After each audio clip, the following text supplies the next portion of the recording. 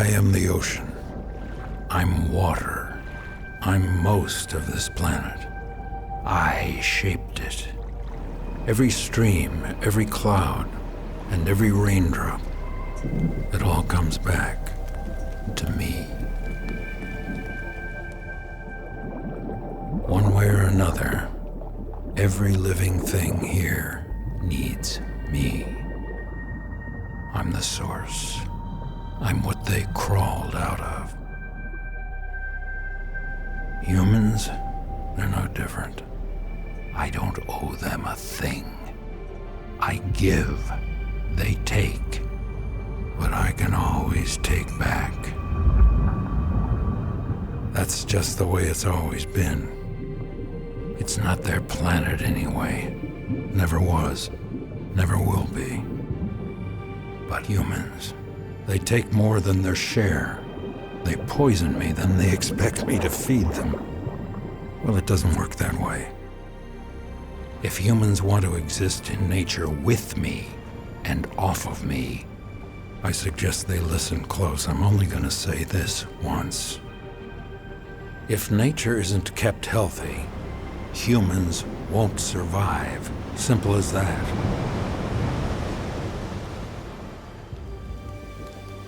Me, I could give a damn with or without humans. I'm the ocean.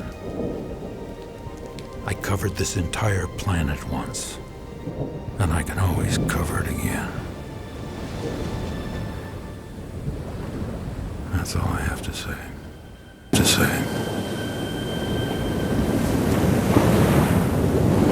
Afternoon, the bases are loaded, and we're getting ready to hit this out of the park. I'm not going to spend a lot of time because the panel is going to introduce their collective hearts and the geographies that they're tied to.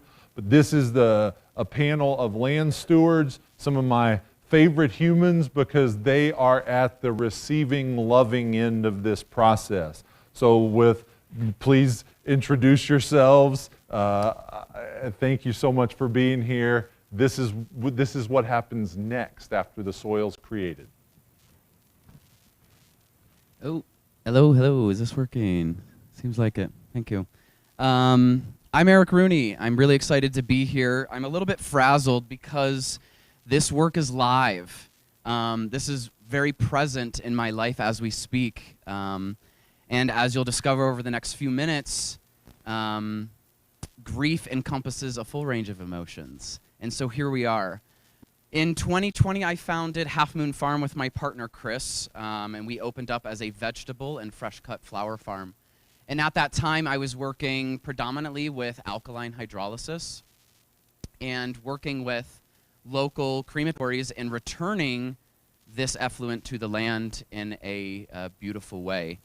And my journey in this death space was never about it being green. I didn't come into this space thinking, oh, this is better for the earth, I want to do that.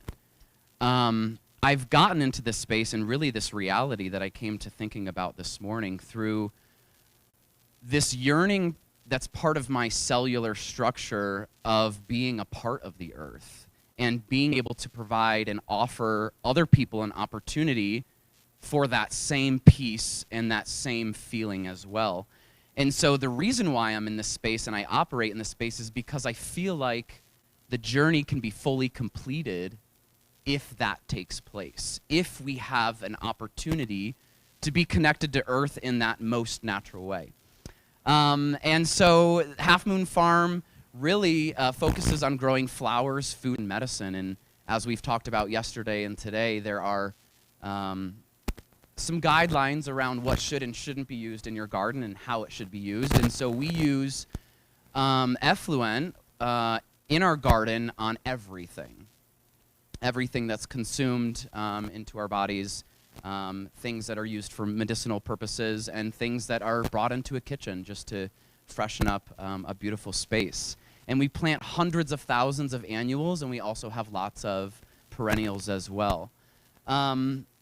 While going throughout this whole process and working in for-profit spaces, something just kept kind of pulling back at me when I was made aware of stories in the community where people didn't have access to the knowledge, and thus brought me into this idea of really opening up a not-for-profit. And I know what not-for-profits do, and I know about the corruption in a lot of not-for-profits. And so I'm hoping that in this deaf space I can provide full transparency in the not-profit work that we do as well.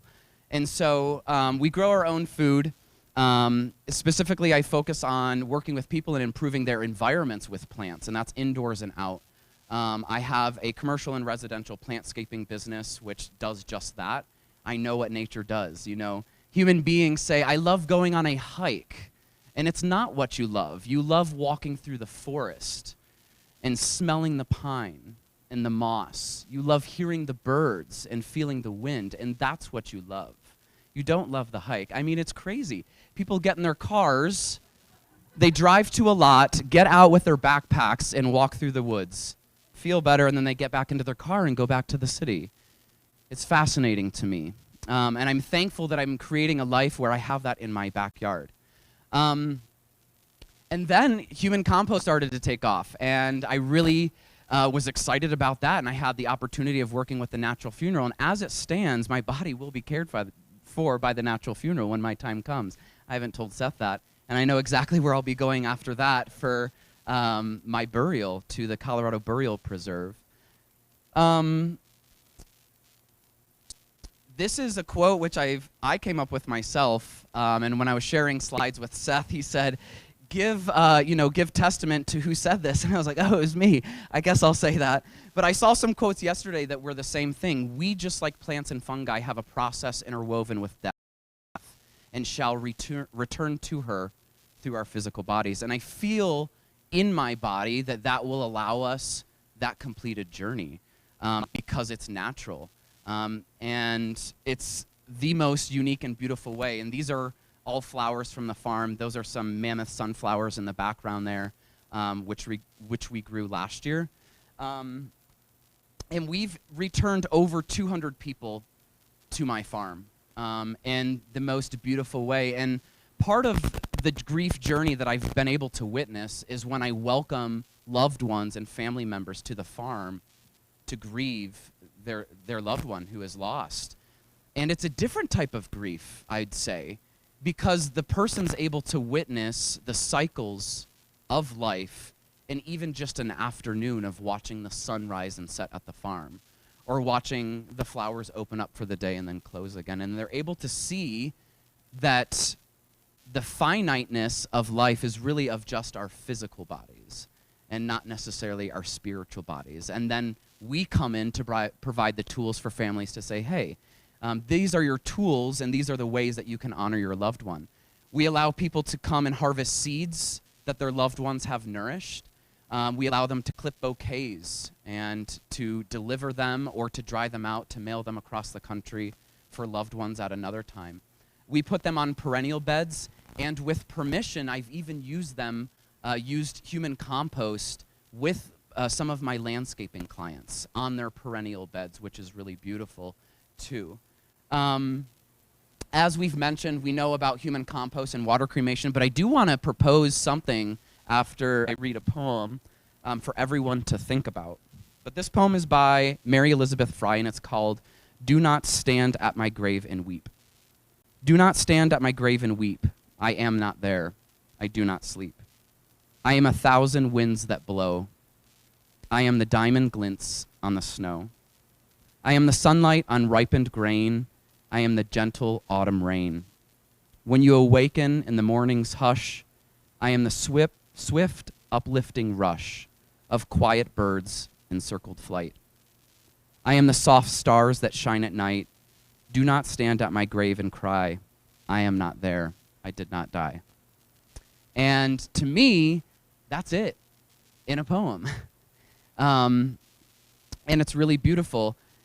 The thing I wanted to bring up is we have all these regulations around food and heavy metals and things like that, specifically with human compost. But I would encourage everyone to think, because I believe in the power of numbers, that what the FDA currently approves to be on the shelves in grocery stores is far more dangerous for our health than maybe what could be in the form of human compost. I'm not looking at data for that, but I would just like that food for thought a little bit, and how we have regulations around what we can and cannot use on our food for consumption. However, if you walk into the grocery store, you can quickly see maybe where it's at. Thank you for coming. Everyone's welcome to the farm. It's a little brown right now. The peonies and the rhubarb and the tulips and the dahlias are pushing through the soil. I'm starting to feel alive again too. Spring is here, and I'm happy to answer questions. And I'm a lifelong learner, so I'm learning about this too. But to be able to provide people a space to grieve and gather and to witness nature, something that we are a part of, has been a beautiful offering that I hope and I know is gaining more momentum, because we all want to go back to the earth. We all want what's natural and what's free, and that's our connection to the earth.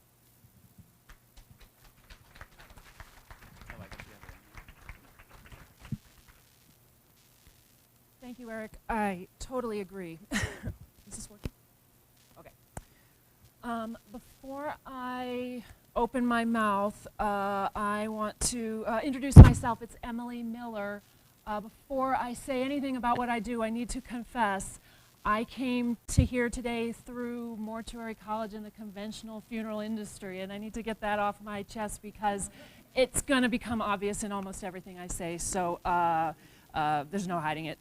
But I did first find out about natural burial in Mortuary College. I was a fresh young thing studying the options.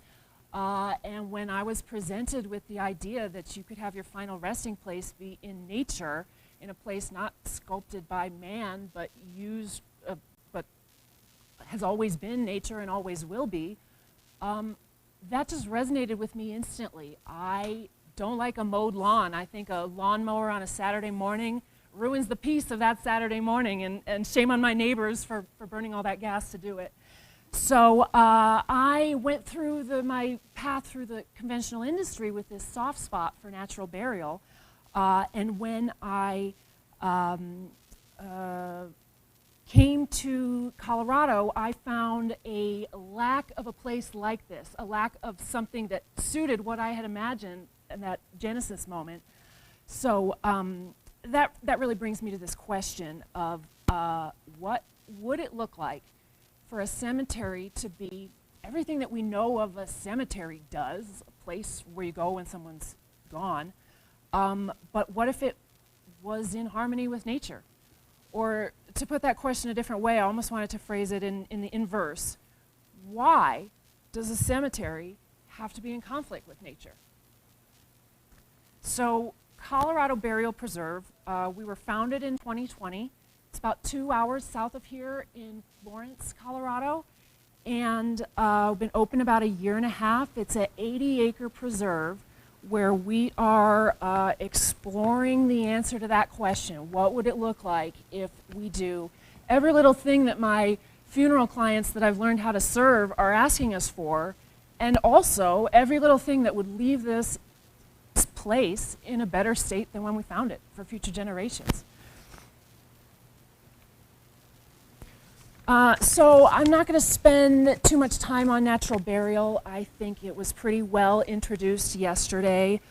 I like that there are a lot of common themes between natural reduction and natural burial.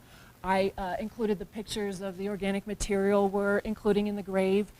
It's beauty, but it also encourages good decomposition, good conditions, oxygen, air pockets down there in the grave. And I came from funeral, right? I knew how to walk a family from death to the date of their burial. I had to learn everything about being a steward of a piece of land and what it means to be an ecological conservation project. And the answer is, here in Colorado, we have huge challenges on drought, of invasive species that were introduced, hundreds of years ago. They've had hundreds of years to get ahead of me on becoming established invaders in our ecosystem. We also, I think I said drought first, so the last one is erosion. We're up here at the top of the continental divide, and every time we do get a good hard rain, there it all goes down onto the plains and out to the ocean. So if you just die and you're not eaten by wolves, but you're thrown into a ditch and you just dig a hole, in Colorado at least, that is not an ecologically neutral act, it's an ecologically harmful act. Because if you disturb a bunch of earth, the first thing that's going to grow there is tumbleweed and cheatgrass, and these are invasive species that block out the native species, who are the ones that are nurturing our pollinators, and this whole ecosystem is built on these, building blocks from the most humble. And so, in order to answer that question, what would it look like in Colorado for a cemetery to be in harmony with nature? The answer is we have to be active stewards of the land. We have to be adding to the situation out there, and we have to be constantly monitoring it. So this little picture of seeds represents my native prairie restoration program. We are planting over 30 different native arid adapted species.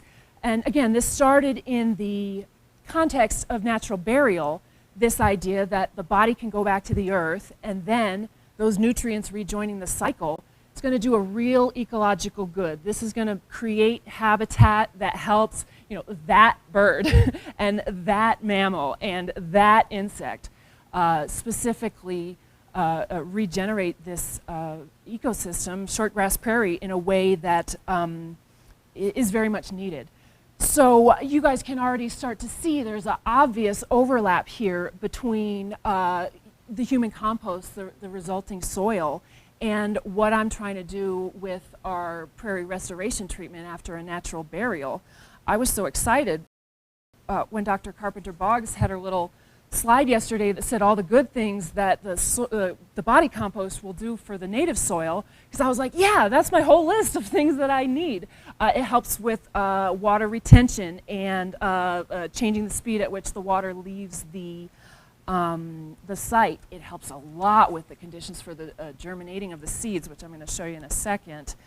So I thought this is a perfect opportunity to do all the things that are important for our mission as a cemetery, like be there for grieving families, like hold the records of who died and who their people were, have someone who can answer the phone 7 days a week, have enough infrastructure to do the things to be ready to respond in the case of a death.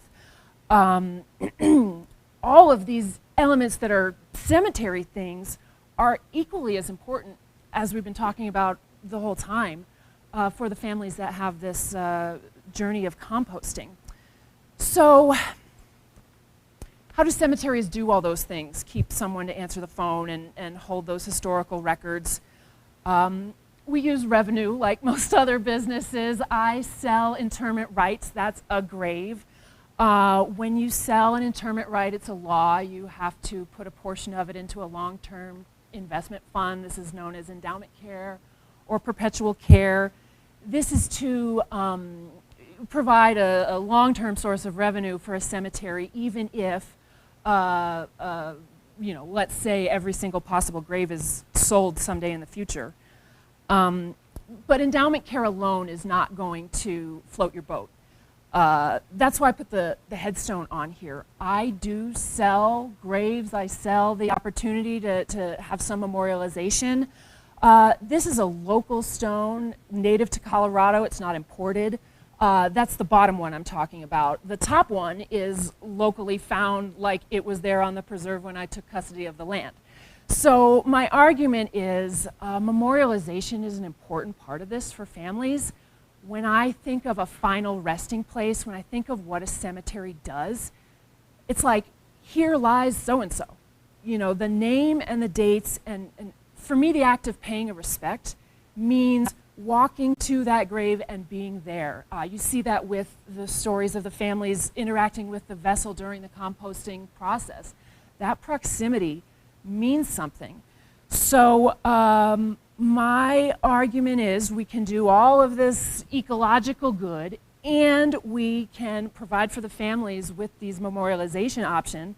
Gives us a little bit of revenue, and the people are getting what they want from this process.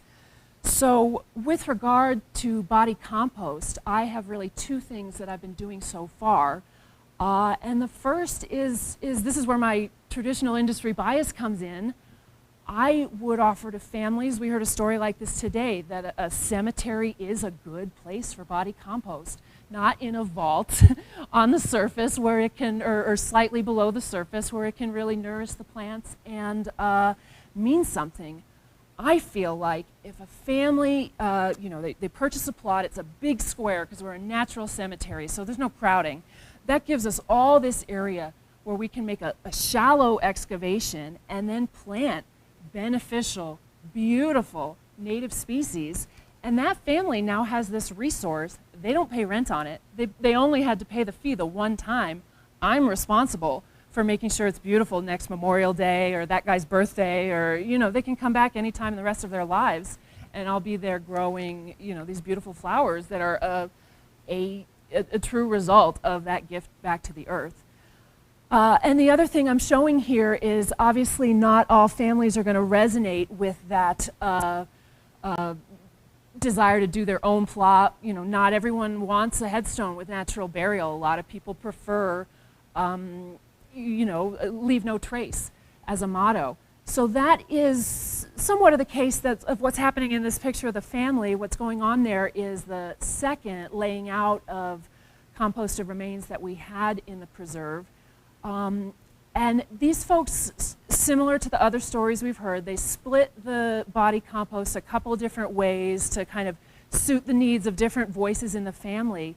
But it was really important, and when they went back to their decision of why they were choosing composting in the first place, the wish was that the nutrients be used for something useful, that they go back to the earth, not after a delay, but right away, and then do something that would be a good, full stop.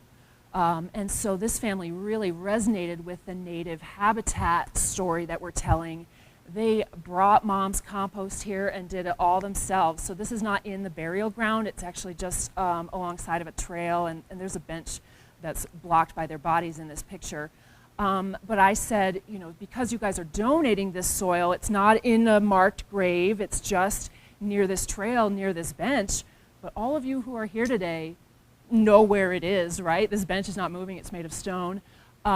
So that's it. There's been no record of it, but the wishes of using the soil in this useful way and the disposition, it took place there. So at the bottom of this picture is the image from our first laying out ceremony, and this is one that Seth introduced earlier. We were able to do it in a ceremonial way because this is the first person who was composted in Colorado, and so we made a big to-do and invited the public and the media to the laying out for the first person who was ever composted. But I wanted to bring these pictures because it gives us a little bit of a before and after. So that first laying out was on the spring equinox last year, and it was so bad for drought last spring. I don't know if you guys remember, we had all that red flag weather. It was so dry. So you can see at the bottom picture in March, it's still very much dormant out there in the environment.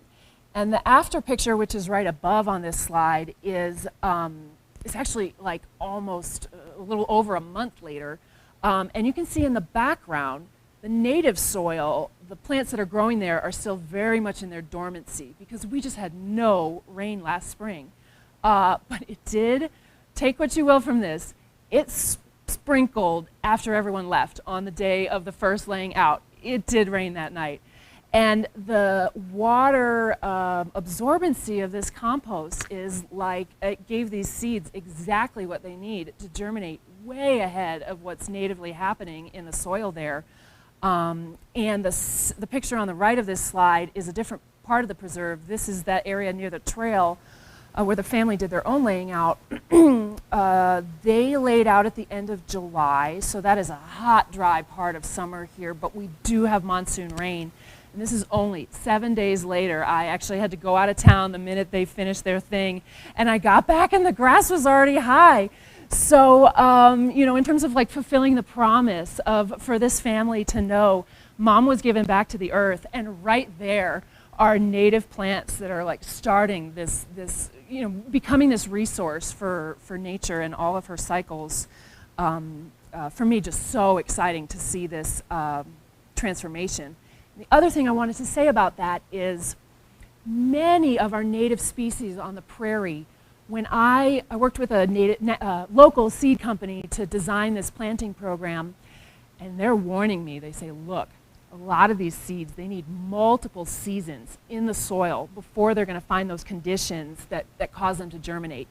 So they need cycles of freeze and thaw and wet and dry, and some of them, this is fascinating, prairie paintbrush is a beautiful orange wildflower. It cannot grow unless it's in relationship with another type of flower. The seed is actually parasitic, and so it requires in some chemical way some of these other chemicals from a seed next door, and only if they're undisturbed and growing together can these, you know, can this flower grow. So for me now, these seeds have been in the soil a year. So we had like the first round of bloom for the things that do come up the first time. Oh, but I am so excited to see what's going to come up this spring. And you'll have to indulge me for just a little moment. I put this slide in here without really knowing what I was going to say, but I'm going to do a 1-minute soapbox. Sorry. Thank you. I mentioned it's a shortgrass prairie environment. We're actually an ecological transition zone between shortgrass prairie and pinyon juniper woodland. I love being a transition zone for being a cemetery. It's like, yeah, we are. But I hear all the time from people who say, oh, natural burial, body composting. I love those ideas. When I go, I want to be a tree. And I love trees too. All credit to our friends in the Pacific Northwest. Their pioneering is the reason we're here today, and I've lived there. The trees are so inspiring. But you know, the trees are the grandest of all the plants. They're the big ones. The ones you see from afar, they're like, if you're going to be an anthropocentric, this world belongs to humans, of course humans should be trees, because we're the biggest and the best, and they're the biggest and the best. But truly, healthy ecology exists in these relationships and cycles. And from the humblest worm and little nondescript grass to that biggest tree, it's all interdependent. And grasslands, I've learned this, have a unique ability to sequester carbon. So a huge tree obviously sucks up more carbon than one piece of grass. But after a drought, which we have, or after a wildfire, which we have, it takes a forest like a generation to regain that carbon sequestering ability. And it takes a grassland a couple of weeks, you know, maybe a season if it's winter. So grasslands can sequester carbon all the time, constantly, with great beauty. And it's just my personal flag I'm flying right now that it's wonderful to reimagine entering nature as a tree. And it is also wonderful to imagine re-entering nature as a beetle or as a moss or as a hay, or they're all important and they all contribute to the, you know, the solutions to these problems in the videos we've been watching and all of that. So that's Colorado Burial Preserve in Florence. Thank you.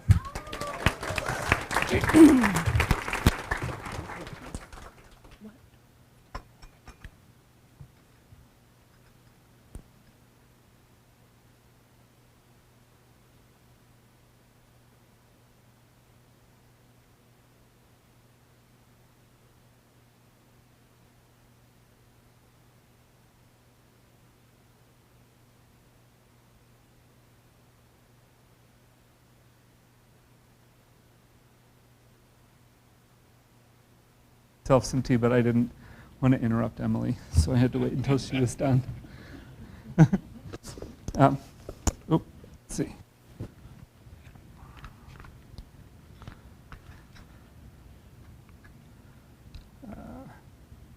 Okay. Hi. My name's Elliot Rasenick. I'm the founder of Bell's Mountain. We're a nonprofit dedicated to connecting ecosystem restoration with education. We've had an opportunity to accelerate our restoration efforts by receiving NOR from Recompose. And so we've now found that we're also connecting renewal of nature with servicing and transforming grief for families. Which button? Is it green button? Okay. We own 700 acres of stolen land at the heart of Cowlitz territory in southwest Washington. It's, I guess I'm going to go back. I'm just going to also acknowledge this is the largest contiguously held undeveloped tract of land within about an hour of Portland. So it's an extraordinary refuge for plants and animals threatened by development, logging, all kinds of exploitation all around. So our programs are always in service of the land, but we've identified a number of ways that we can connect the service to the land with service to the people who come to the land. One of the programs I'm most proud of is we've collaborated with the Cowlitz tribe and with many Cowlitz individuals to develop a set of programs we're calling Camas Camp, where Native youth and adults are learning techniques for trauma resilience and trauma healing connected with restoring the land. So remembering traditional Cowlitz land management techniques and then practicing them on the land. And we're increasingly with credit and acknowledgement and with full participation of the tribe, incorporating those traditional land management techniques in this place that have been practiced for 10 or 15,000 years. So here's a little video, just kind of just a little, right, I'm not controlling that.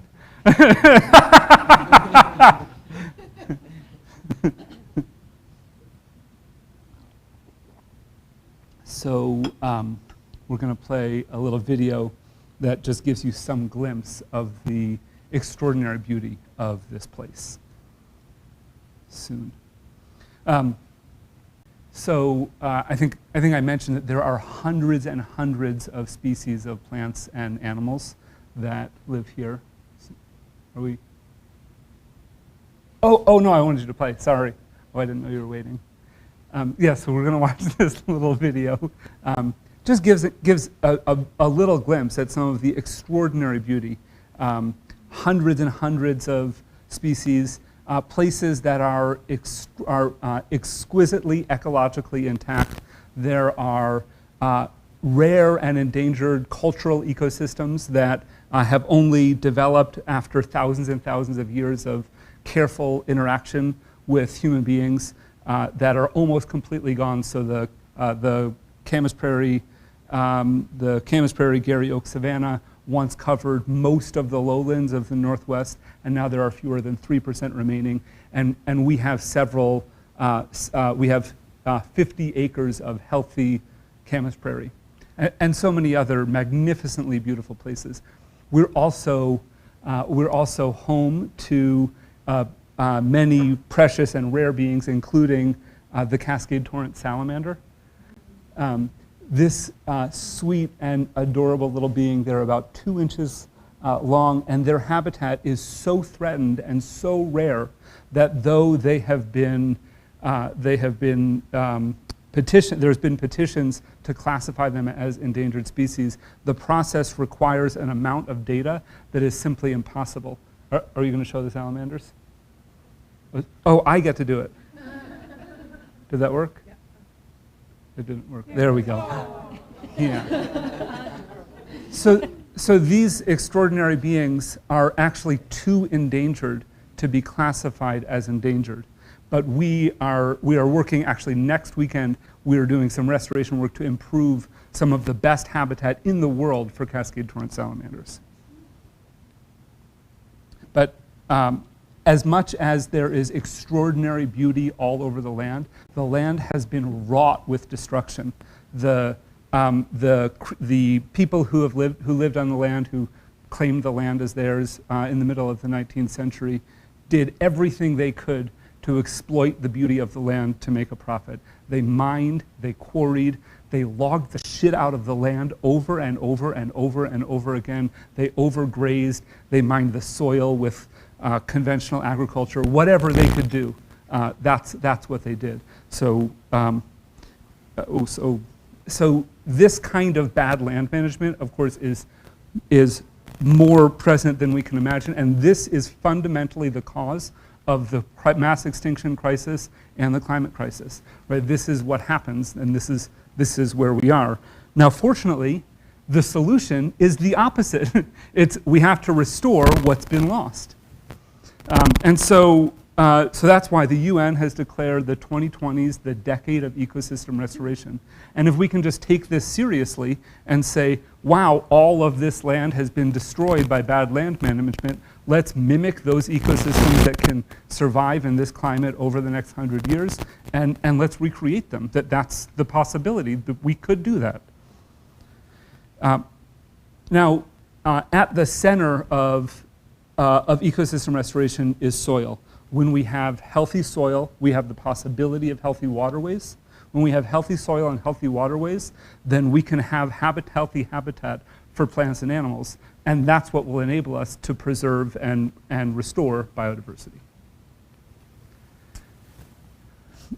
But in order to do that, we need healthy soil. And to have healthy soil, what we really need is to develop methodologies for using biomass to build healthy soil. So unfortunately, the route to healthy soil is not piles of biomass without a plan or a thought.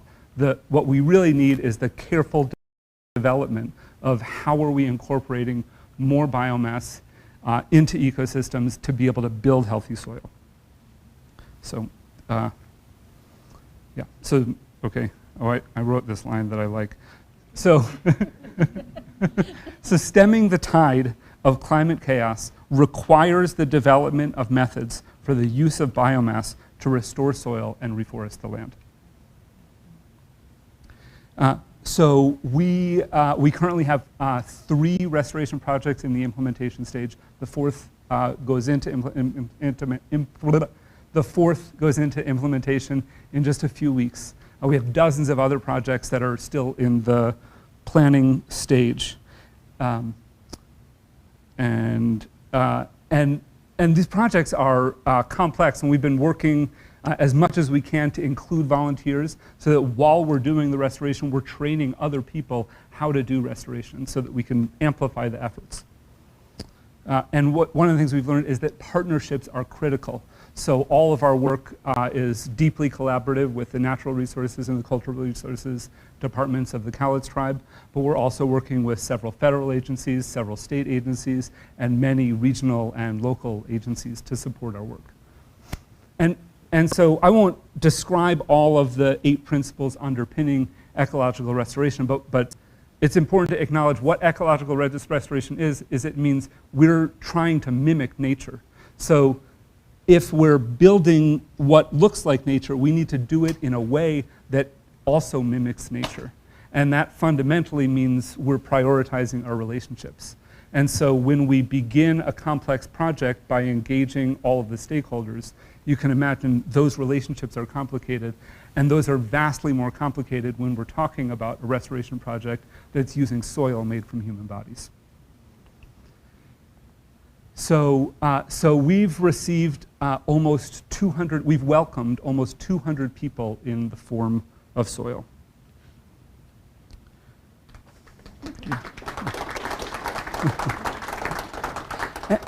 And so this process has, we've kind of, as we've gotten close to that number, it's been like a reckoning with this transition from being an ecosystem restoration nonprofit that wants to connect education to our restoration work to really owning that we're now an organization that is inside of a wild new step for the death care industry, and that our goal is it also is fundamentally to identify a way to serve grieving families. So here, this is where we receive the soil. It's a lot bigger now, although we're about to incorporate it all. So we built this Nor corral. It has a series of cairns and fallen branches harvested. And whenever we receive the soil, everyone stops work and we all come and we all welcome everyone home. And now that we've begun to really focus on serving recomposed clients, we've had an extraordinary impact. I mean, it's really been amazing. So we have conducted dozens of, we used to call them tours, but we're trying to call them guided memorial walks, or maybe we'll find a better name soon. And these walks have had a really extraordinary impact on people. I know Seth wanted me to share some stories, and a story that's coming up about one of these walks.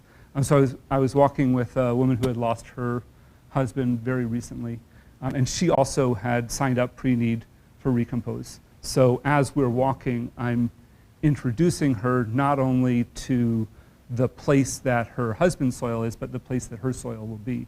And we're by a stream inside of this big restoration project, and I'm sort of she's asking questions about, what are those trees? What are those trees? And so I'm starting to describe to her what this forest might look like in 50 years. And she's standing there and she's weeping, and she's really understanding this place that her husband's soil is serving. And she looks at me and she says, I wish I could be here. And then she had like this epiphany, and she's like, I will be here. And she was like in this epiphany, and then she had this other layer of epiphany when she realized that she wasn't just talking about her location, but her identity.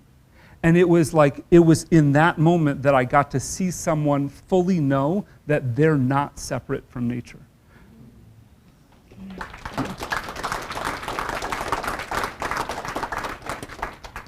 Yeah.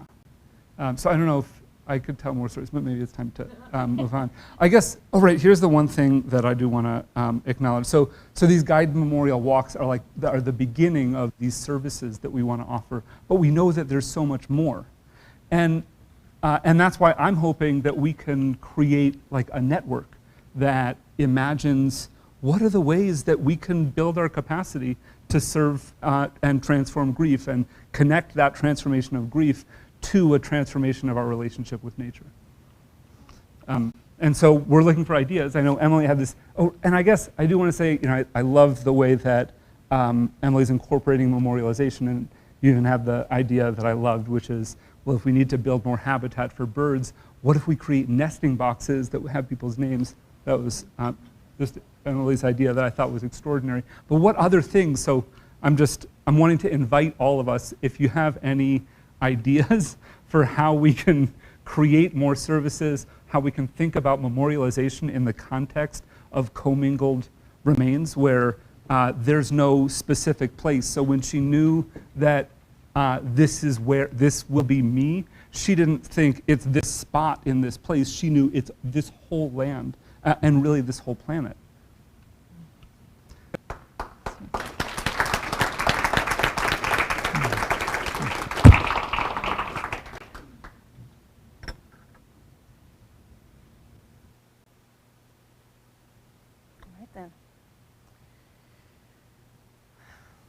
Well, how inspiring. Oh man.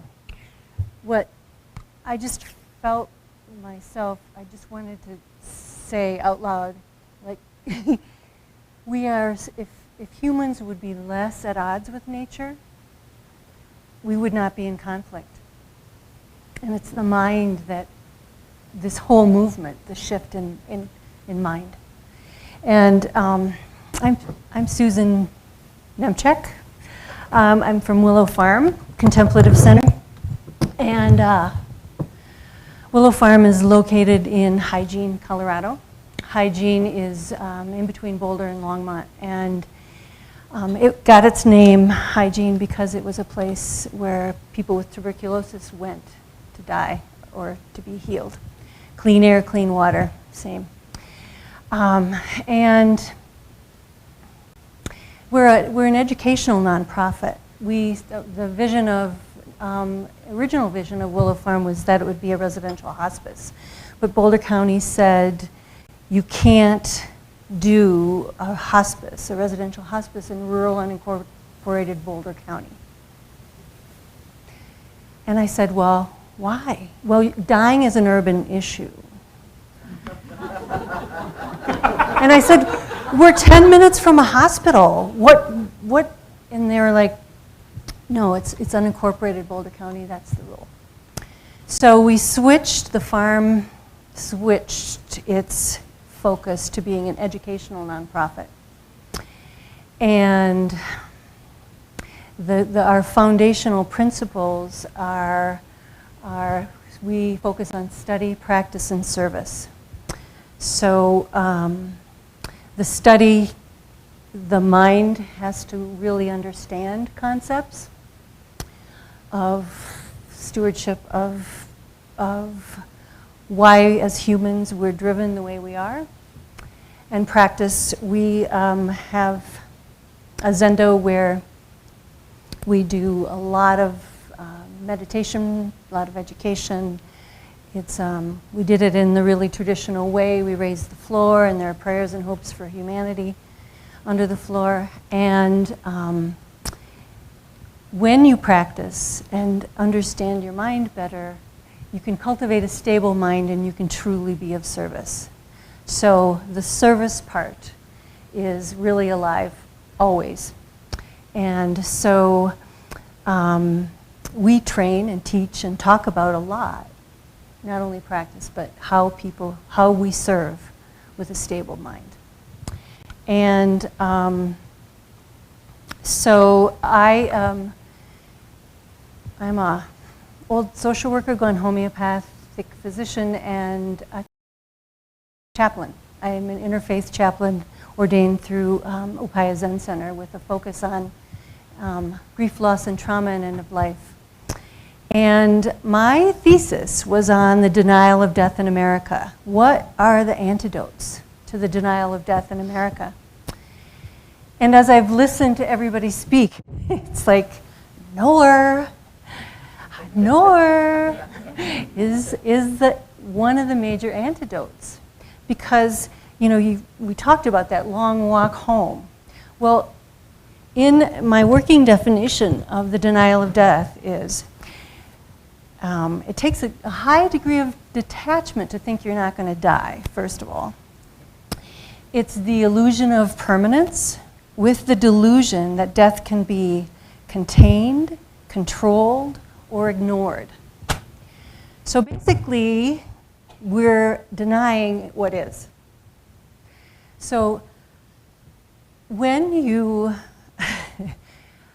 can see yourself as part of something bigger, when you see yourself, you can't hook the delusion of, I'm not part of this planet, I'm not part of the land, I'm not part of, I can't imagine not being here. I feel like the natural organic reduction is such an antidote to that. And the conversation all about that, because it's like living, breathing life. And okay.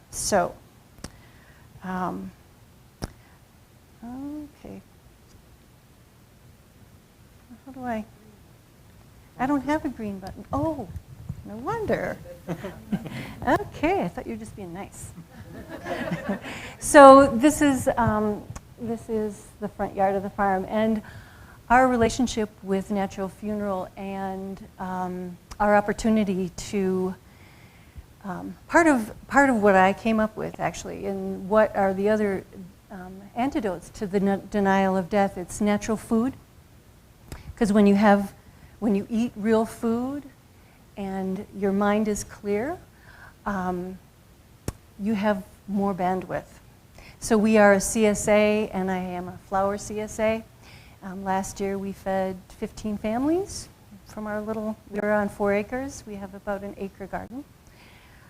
So natural food, and as an advocate of natural medicine, I usually have a hospice person on my caseload at all times, and it's a great love I have of using more natural modalities in the ending time. Because clarity of mind, you can make decisions for yourself and family in those times. So we have a labyrinth for contemplative practice. We have concerts that are just beautiful in the summertime. My husband is an ethnomusicologist, so we do music from around the world.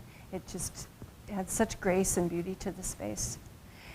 And so this was the first chrysalis.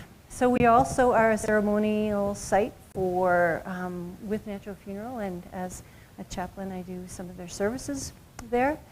And this was our first, there's Vicky and I and my dog with the first chrysalis. And I remember when it drove up to the land, it was like on a semi-truck, and everybody was like breathing heavy because we didn't know how we were going to get it from one place to another, and it was just so much excitement and so much, and that semi just sat there in the yard during this service. It was pretty funny. So yeah, things have got a lot brighter and smoother since then. So I think that we have just begun to be a recipient for the reduction, and I've said bring it on, bring it on, bring it on, because it's so in alignment with every other thing we're about.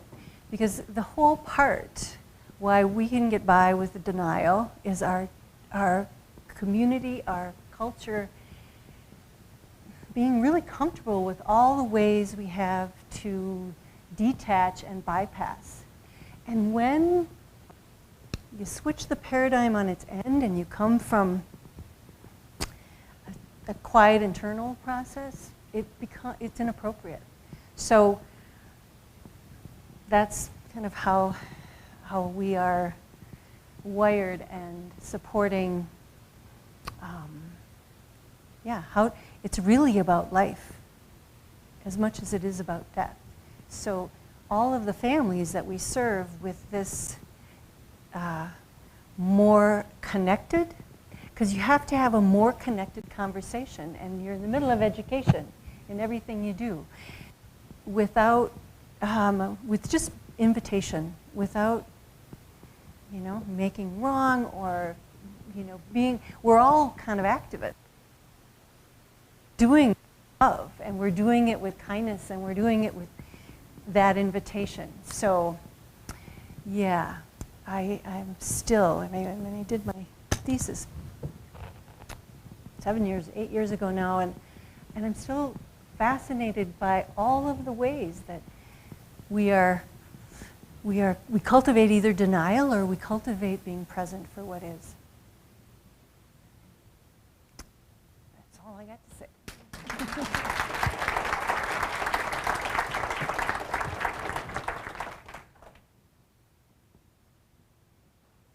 I think we're going to do a quick microphone shift. Is that right, Alexis?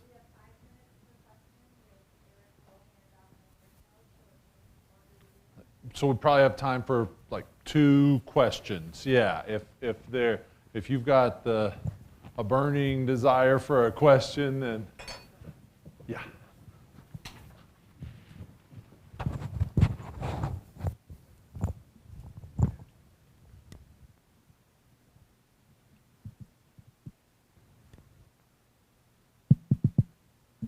Hello, does this work? Can you hear me? Yeah. So this is for Eric, and I was wondering about Half Moon Farm. Are you guys CSA, first of all? Yeah, so we offer CSAs, flowers, and food. We're doing a little bit different things this year, but yes, we offer food and flowers. Okay. Second question, which was kind of contingent on that, was the human compost that is used, I know it can't be used. There are a lot of laws surrounding what it can be done with. And I thought I heard that, I'm kind of new to this, that you couldn't use it for commercial purposes. So how do you guys get around that? Yeah, we don't use any of the compost on anything that's consumed by the public. Oh, the flowers and Or stuff? the flowers, yeah, but that's not edible.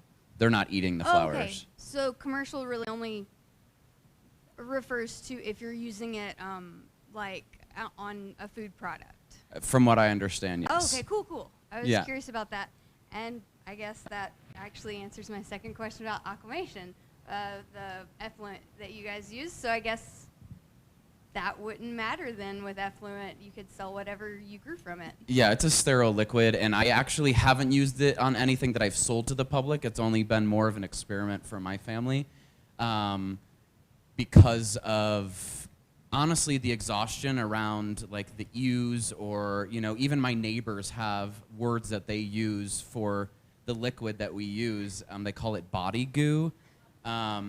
And that's their business, not mine. But for all intents and purposes right now, just because of the energy levels I have around this whole movement, I never use any of the liquid or human compost on things that are consumed by the public. But if you want to talk about consumption in the form of like buying flowers, then yes. But they are taking the flowers and using those. And we donate a considerable amount to terminally ill folks on hospice and a few different assisted living facilities that we work with. Very cool. Thank you. And probably have time for one more question, and I'll clarify while I'm walking over with the microphone that the regulation in Colorado is that the soil itself or the compost itself not be sold, but that's where the chain of custody on the commodification of that ends. It does not extend to that you can't grow something with it that is then sold. You cannot simply sell the compost. Okay, so you mentioned that it's really important how you use this, and that you can't just take a bunch of biomass and just put it out there. So how are you guys actually incorporating this into your lands? Like, is it getting tilled in? Are you actually like kind of like disturbing these areas very greatly, and then they grow back, or how does that look on each property?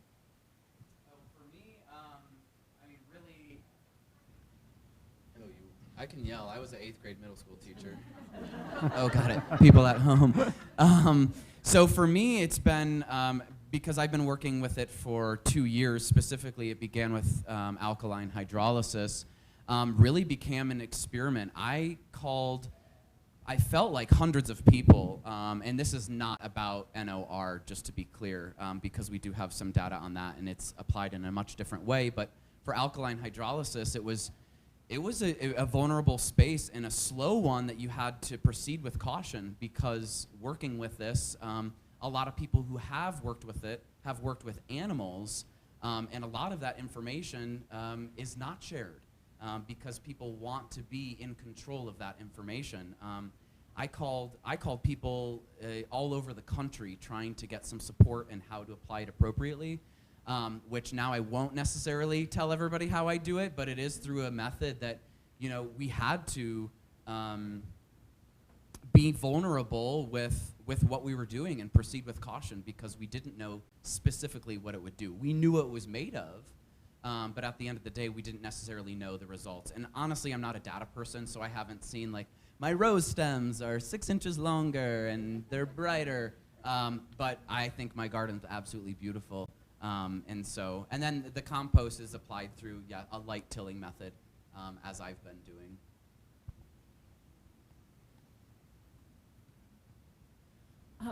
In my situation, we actually have patches of bare earth on the preserve due to the drought and the history of grazing and the erosion. So we are able to kind of spot treat places where there's nothing growing and leave what's already beneficial out there. So the method we've been using with the body compost is try to mix it pretty generously with the top layer of the native soil that's there, so that the good stuff is well mixed in with the stuff that needs help. And then we also cover it with a mulch too, just really to keep the birds from eating my seeds as much as any other reason, but also to keep it from floating away should there be any rain. And so, over across the south and southwest facing slopes of Bells Mountain, there's the elevation ranges from about 700 feet above sea level to about 2,400 feet above sea level. And the soil types range from, super fluffy and just rocky, hard clay. And so the application methods will be different in different contexts. So the projects that are happening right now, we're primarily planning to use the Nor. We'll use the Nor in the coming weeks as a mulch. So primarily rings around newly planted trees. But there will be other contexts where we'll be direct broadcasting. There'll be other contexts where we'll be sheet mulching. So there's, it just really depends on the soil type and on the particular restoration project. But I guess the one thing I'll say, is kind of remembering this refrain that's useful not just for Nor, but for all soil, that there should be a living root in the soil at all times, and that's what enables the soil to not be continually losing the carbon that it's storing and sequestering more. Mine's brief because my experience is brief, but this spring it's being lightly tilled in to the flowers only. Thank you to our land steward panel. Thank you.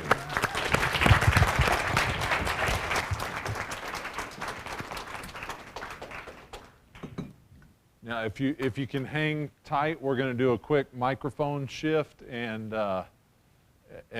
without delay, we're moving right into the final segment.